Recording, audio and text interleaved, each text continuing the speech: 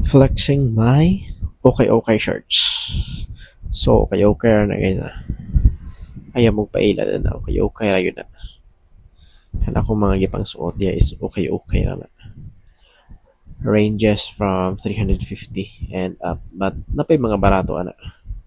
So if you want nga asa ming okay, so diri mi na okay pero murag lain man akong ganahan.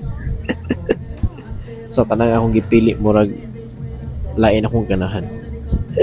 So for today's video, hello guys, welcome to my vlog. So ano to intro, diba? So kuyo gimi, pungukay mi sa akong igagawan, ako ang isuon. Mangukay mi sa Fuente. Sa ngalan ako kayo kayan dahil sa kanang kilid sa Watson. So mangukay mi. So gikan mi sa Tabuan. And then padulong mi sa Fuente no. Niya ra gyud sa Osmeña Circle. Fuente Osmeña Circle. So medyo layo-layo din siya nga biyahe, mga 4 hours. 4 hours, grabe po. Mga 7 minutes from Tabuan. So ko yung misong again igagaw and igsuon. Kay nabudol ba ni sila sa taso kayo kayan kaya naghanway nindot. So nanggalgal na sila kay ako na pa ibudol nila. So hopefully dito mabudol no. Pero murag hapit yun. So dahil miyagi na sa Petron Carlock. And then gawas mi diri sa highway in Bacals, the Pizza Art Towers. Grabe is grabe na yun siya niling oras sa mga around 10 PM na siya. So nangukay gihapon, mangukay gihapon. Padulong ko kanta. So ubanig ko guys. Kama kong pasahero kanon. Oh, di ba? So grabe. Imagine na ng oras sa Cebu City kay kuan niya pong mga daghang mga sakinan niya po. And then this is the Art Tower sa Virama. And then ari ka tagi sa Sambagono. Where diri nakahukom ko nga mag-movie rider na dyan. Na ba kayo mo sakay no if mag-free rides ko no? Libreng sakay pero kining R3 akong gamit. Kaya manap ta sa libreng pitik. Diba? Na ba kayo mo sakay no? Bakit mo sakay R3 at gamito no? Sige daw. Comment na mo ba if ginahan mo masakay sa libreng sakay na ko pero R3 ang gamit. Comment na may comment kay pasakyon pa mo libreng sakay. R3 gamit. So dali no agi ni sa Virama dayon nag Aurelio mi sa Mag-uno. And then going to Sampagdus. And then dali mi agi. Pero diri kay hinahini na yung lagan dili kay mag-retrieve kay gabi naman so basi mabatuan ta. Sakit ra ba if mabatuan ta, di ba? So diri miyagi na. And then lapos ni sa Harrison. Pag-agi na ko diri I have noticed lang. Yep, ako nakita diri nga anong na may anghel nga gabi mang dako, di ba? Oh. Shout out sa anghel nga ako nakita.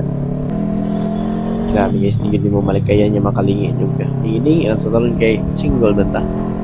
Hining mataken tanin na. Mura tag stiff neck ani.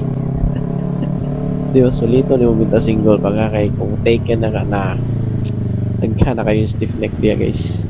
Di na maliso imong liog. And diri po yung parties, grabe naghanap ang katagay sa Harrison guys. Yeah, murag ini sila murag padong tagay or gi ka nagtagay. Kanang galak ka murag padung sa Harrison and then kanang gaatang nila. I don't know if gikan ba sila pero I hope sayop ko. So dito mag judger kay judgeress na ba tao sahay. Diba so karon lapos na mi sa Osmeña sa Fuente Rapid. So nadira makita na niyo ang pinakaraan nga hotel. Diba? Tutol mo na. Una ang Crown Regency.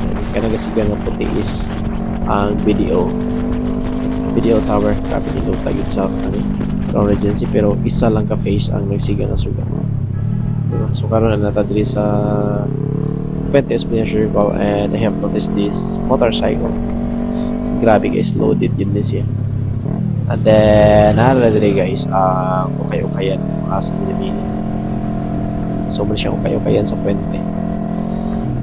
kilid na gyud siya sa Watson guys. And then dili lang ni kupensa ang nga parking diri kay di patangag parking guys kay as in daghan kay mamili di jud diri daghan magpark kay sikat ning kayo kayan. And then daghan jud kayo ang mangukay diri especially if tagang abot. So mo ni siya ang kayo kayan guys.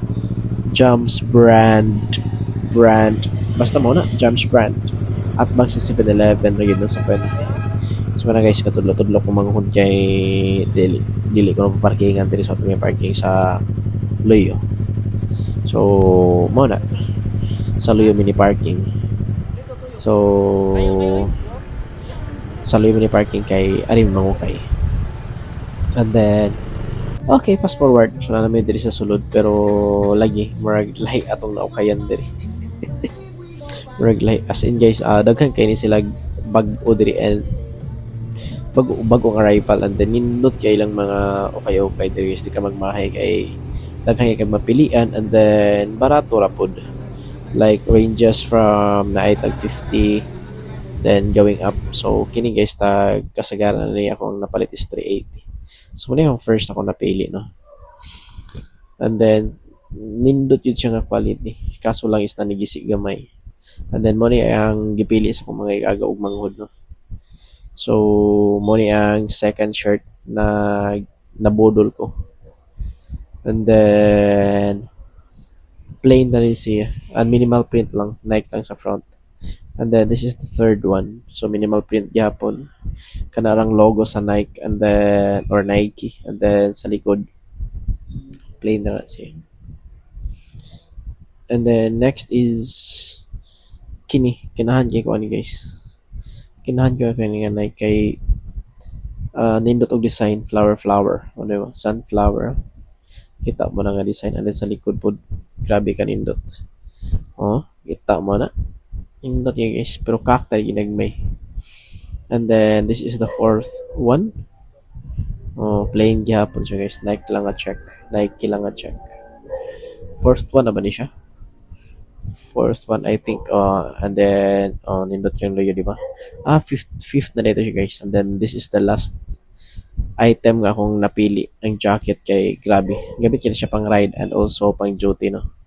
So mo ni siya guys akong mga kayo nga napili. I hope you like it and if ganahan mo mamili adto lang mo visit mo sa kayo kayan sa Fuente. That's all. Thank you for watching.